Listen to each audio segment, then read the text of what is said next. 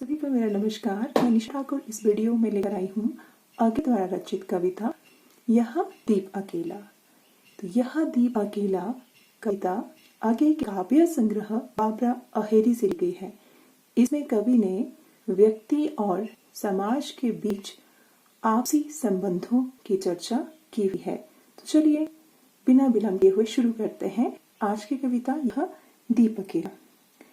यह दीप अकेला स्नेह भरा है, गर्भ भरा मदमदाता, पर इसको भी पंक्ति में दे दो। स्नेह होता है प्रेम और मदमदाता होता है मस्ती से भरा हुआ।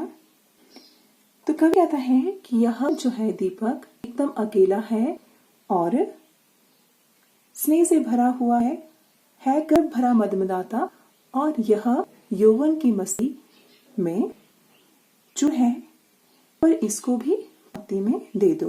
परंतु इसकी जो सार्थकता है वह पंक्ति में देने से ही है, अर्थात अकेले दीपक की कोई भी सार्थकता नहीं है, इसीलिए जो है इसकी सार्थकता पंक्ति में देने से ही है।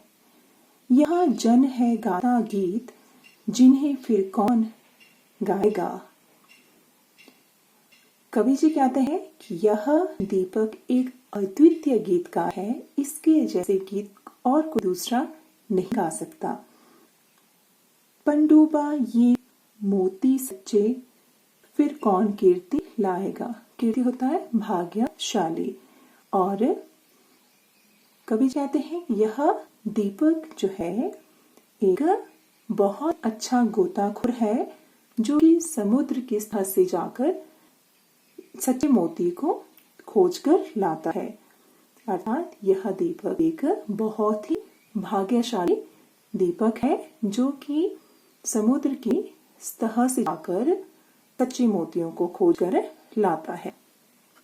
तो विशेष रहेगा कवि ने दीपक को जो है व्यक्ति का और पंक्ति को समाज का सूचक बताया है, और कवि ने इसमें तत्सम शब्दावली का प्रयोग किया हुआ है, और कवि ने दीपक का जो इस्तेमाल किया हुआ है वह व्यक्तित्व का सूचक बताया हुआ है, क्योंकि कवि को लगता है कि ये जो दीपक है वो स्नेह से भरा है।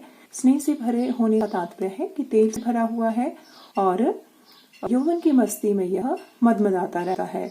परंतु दीपक की जो सार्थकता है वो सिर्फ जो है पंक्ति में रखने से ही है, अर्थात पंक्ति में रखने से दीपक की रोशनी में और अधिक बढ़ोतरी होती है। तो ये था पहले पद्यांश का विशेष। तो चलिए शुरू करते हैं दूसरा। यह समीधा ऐसी आग हठीला बिरला सुलगाएगा, यह अद्वितीय यह मेरा यह मैं स्वयं विसर्जित। देखिए समीधा होता है यज्ञ की लकड़ी, और बिरला होता है कोई ही, और उसके बाद है स्वयं विसर्जित। विसर्जित होता है न्यौछावर करना। तो पहला लाइन की मैं व्याख्या करके बताती हूँ जल्दी से। यह समीधा ऐसी आग हठीला बिरला सुलगाएगा।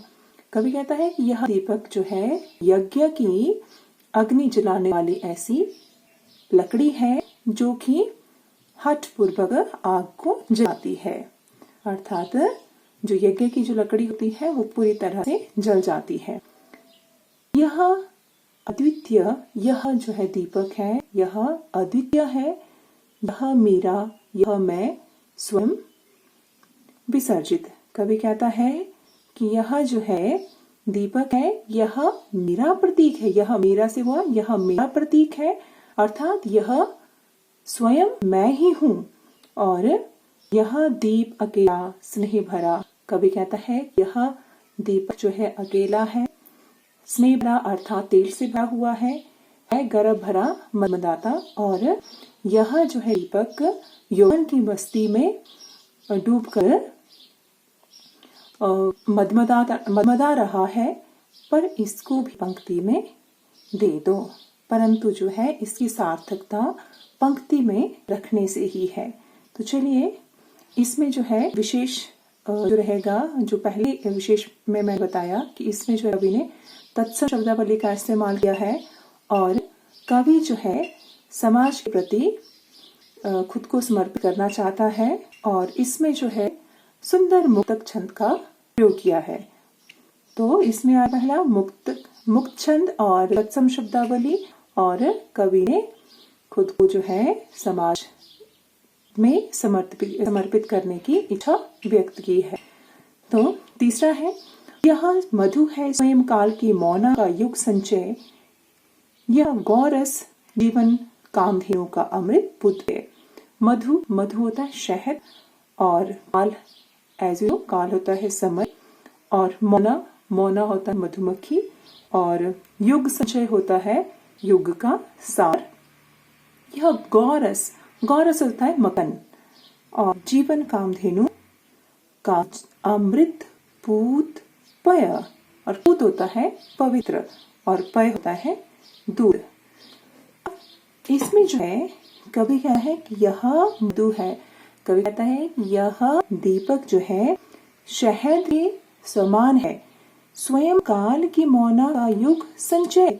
यह कोई साधारण शहद नहीं है, यह ऐसा शहद है जिसे समय रूपी मधुमक्खी ने कठोर परिश्रम करके युगों से इकट्ठा किया है। कवि क्या कहता है, ये थोड़ा सा टिपिकल है तो ध्यान से देखेंगे। यह मधु, कवि कहता है यह दीपक जो है शहद है, स्वयं काल की मौन का युग संचय करके, जिसे जो है काल रूपी मधुमक्खी ने युगों में कठिन परिश्रम करके इकट्ठा किया है। अर्थात जो काल रूपी मधुमक्खी है उसने इसको संचय किया है, वो भी युगों में। यह गौरस जीवन कामधेनु का अमृत पुत्र है। कवि कहता है गौरस हुआ मक्खन, यह दीपक जो है मक्खन के समान है, और यह कोई साधारण मक्खन नहीं है, साधारण माखन नहीं है, जीवन कामधेनु का अमृत पुत्र है। जीवन रूपी कामधेनु के अमृत स्वरूप तपाए हुए दूध से इसे बनाया गया है। तो देखिए यह जो है माखन है, लेकिन साधारण माखन नहीं है, यह जीवन रूपी कामधेनु के स्वरूप से तपाए हुए दूध से बना हुआ मक्खन है। अर्थात इसमें जीवन का सार तत्व भरा हुआ है। ये ऐसा माखन है जिसमें जीवन के सार तत्व भरा पड़ा है। और अगली लाइन है, यह अंकुर फोड़ धरा को रवि को तकता निर्भय। और कवि कहता है यह दीपक उस अंकुर था बीज, यह दीपक उस बीज के समान है जो कि कठोर धरती की छाती को चीर कर बाहर निकला हुआ है, और तकता निर्भय, और निर्भय होकर यह सूर्य को ताकता रहता है। उसके बाद है, यह प्रकृत स्वयंभू ब्रह्म अयुतः, इसको भी शक्ति को दे दो। और प्रकृत होता है नेचुरल कुदरती, और स्वयंभू होता है जिसका जन्म स्वयं हुआ हो। और उसके बाद है अयुतः होता है अकेला।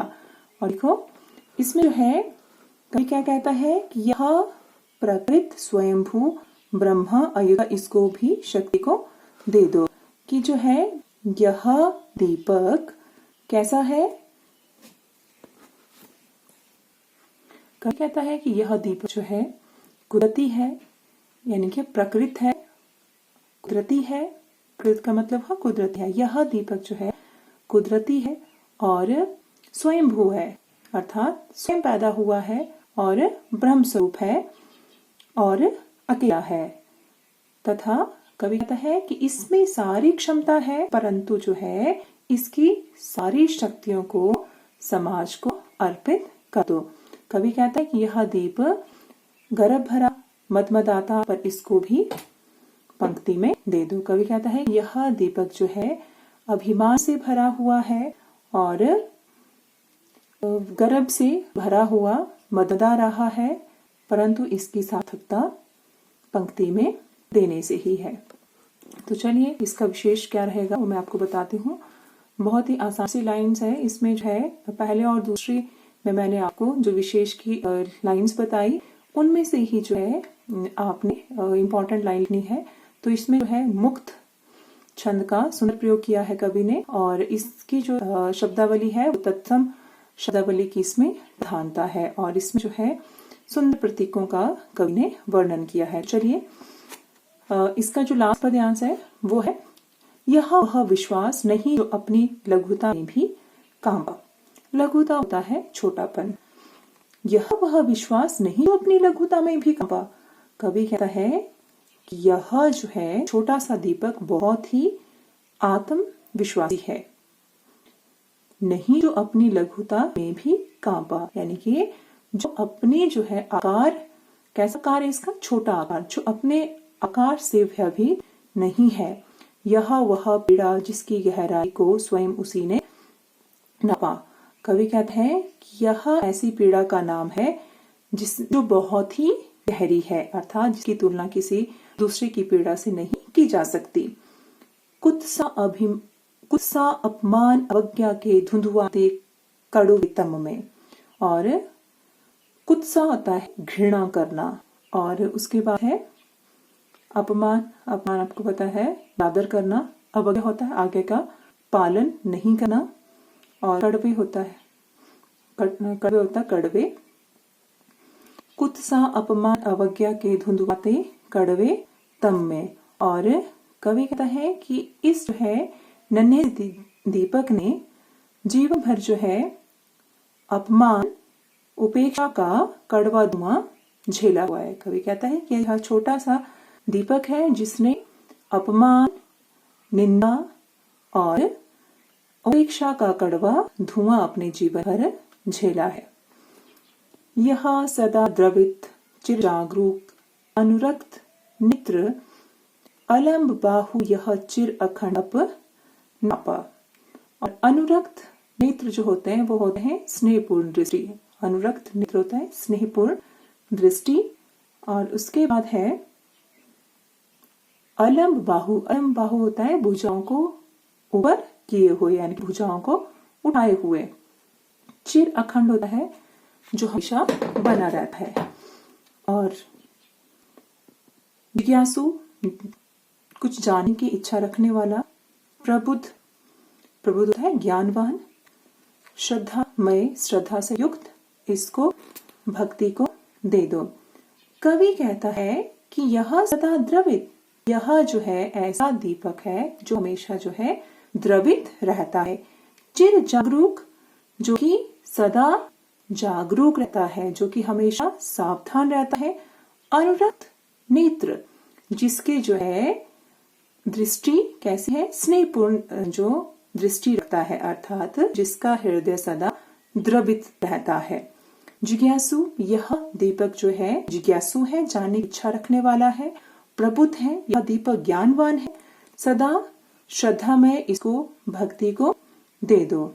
और यह दीपक जो है सभी के प्रति श्रद्धा भाव रखने वाला है, परंतु जो है इसको भी समाज को अर्पित किया जाना चाहिए। अर्थात यह जो है दीपक है उसकी सार्थकता समाज में रहने से ही है, अर्थात इसकी सार्थकता भक्ति में रखे जाने पर ही है।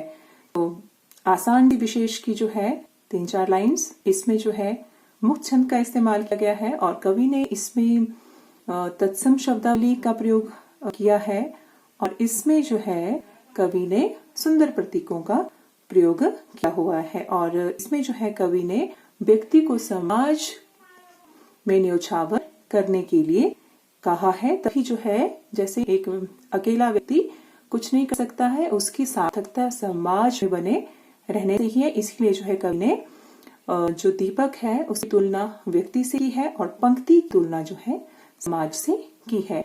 तो यह थी आगे वाला रचित कविता यह दीप अकेला। इसका दूसरा भाग है मैंने देखा एक बूंद। तो चलिए इस व्याख्या करते हैं। मैंने देखा एक बूंद सहसा सागर उछली सागर की झाग से। अब इसमें जो है कवि कहता है कि मैंने सागर की झाग से अचानक एक बूंद को छिटक कर ऊपर उठते हुए देखा। सहसा होता है अचानक।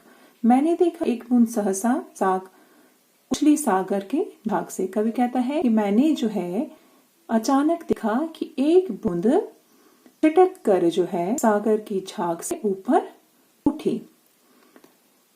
रंग गई क्षण भर ढलते सूरज की आग में। कवि कहता है कि और वह जो है बूंद ढलते हुए सूरज की सुनहली किरणों में रंग गई और उसका जो अंग अंग चमक गया। अर्थात कवि कहता है कि वह बूंद जब सागर से अलग हुई होगी तो वह अवश्य घबराई होगी, परंतु उसका जो है भाग्य अच्छा था।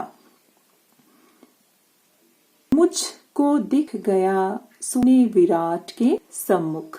अब इसमें जो है कवि ने बड़ा ही सुंदर चित्रण किया है। कवि कहता है कि उस समय जो है मुझे उस विराट अर्थात उस प्रभु का दर्शन हो गया और मैंने जो है उस ईश्वर को अपने सम्मुख पाया। हर आलोक हुआ अपनापन। कवि कहता है कि क्षण भर में मैंने उसके आलोक होता है चमक, क्षण भर में मैंने उसके प्रकाश में स्नान कर किया और मैं सदा के लिए अमर हो गया।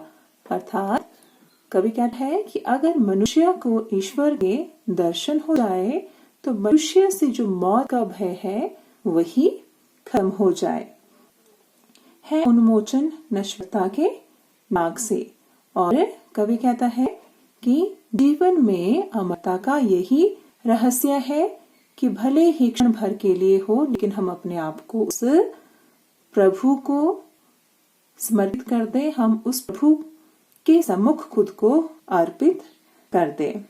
अब देखिए ये कविता बहुत ही छोटी सी थी, तो इसमें जो है कवि ने ईश्वर के बारे में बताया है और आत्मा के बारे में बताया है और इस संसार के बारे में बताया हुआ है। तो देखो ये जो समुद्र है, समुद्र को संसार का प्रतीक बताया है और जो बूंद है वह आत्मा का स्वरूप बताया है कवि ने, और जो सूर्य है वह है ईश्वर का स्वरूप। तो कवि ने कहा है कि संसार से अलग होकर जो है चाहे क्षण भर के लिए ही लेकिन आत्मा को परमात्मा का मिलन करना चाहिए और तभी जो है मनुष्य से जो है मौत का भय खत्म हो जाएगा। और इसमें जो है जो भाषा है वो सेम ही रहेगी। इसमें तत्सम शब्दावली का प्रयोग कवि ने किया है और इसमें जो है मुक्तछंद का कवि ने प्रयोग किया है। तो बस इसी का विशेष की इतनी लाइंस बनती है, इसमें इम्पोर्टेंट है। तो ये थी कविता यह दीप अकेला और मैंने देखा एक बूंद। तो चलिए इस वीडियो में सिर्फ इतना ही और नेक्स्ट वीडियो में मैं लेकर आऊंगी इसके अभ्यास प्रश्न। तब तक के लिए आप मेरे YouTube चैनल को देख रहिए। अगर आपने मेरे YouTube चैनल को सब्सक्राइब नहीं किया है तो प्लीज लाइक, शेयर और सब्सक्राइब करें। Thank you.